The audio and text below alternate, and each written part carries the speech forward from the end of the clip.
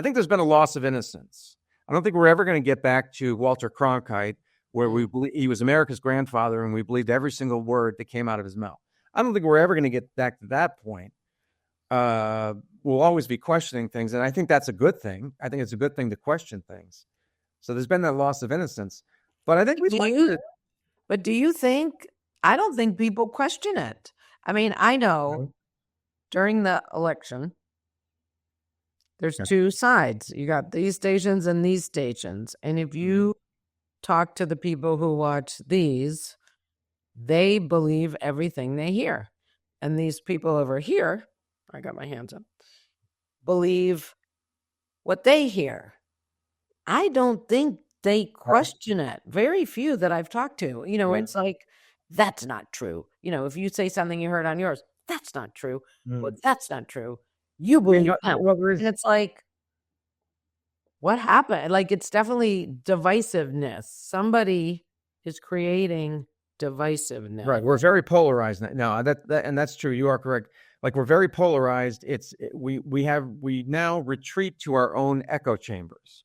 We want to hear repeated back to us what we already believe, because that helps reaffirm what we believe. And that's unfortunate that we're just so partisan. And right. And that has nothing to do with what you're talking about. Journalism was, these are the facts. These are the different sources.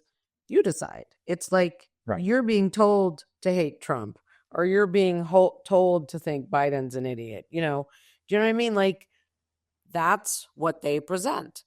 Mm-hmm.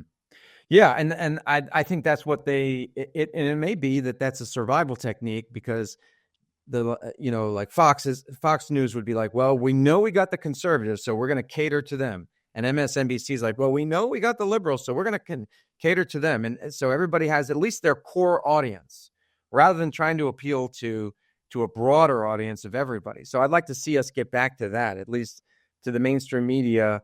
At least we can believe some of what they say, and that and by that, in order for us to do that, they need to play it down the middle.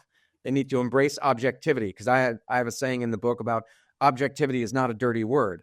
That's another thing that, about the colleges and universities, is that's what they teach, is that objectivity is a dirty word. Essentially, they call it both sides-ism. They make it an ism, and they say, oh, it's wrong to present both sides. No, it's not wrong to present both sides. That's the whole essence of journalism. But so, look, I hear you. I agree with you. I don't like what's going on. However, if you have these people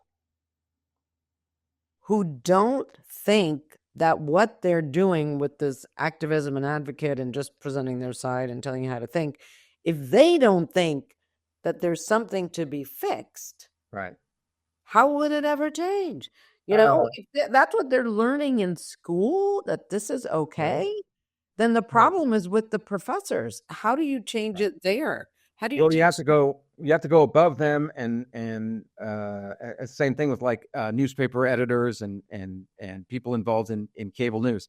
So Jeff Bezos, and who owns the Washington Post, in addition to Amazon, and a guy named Dr. Patrick Soon-Shiong, who is a billionaire doctor and also owns the LA Times. They both said just before this most recent presidential election, they told their editorial boards, they said, you will not endorse anybody for president. You won't endorse Kamala, even though on both sides they were going to. They were going to at the Washington Post, and they were going to at the LA Times. You won't endorse her, and you're not going to endorse Trump. You're not going to endorse anybody, because guess what? That's not what we're in business for.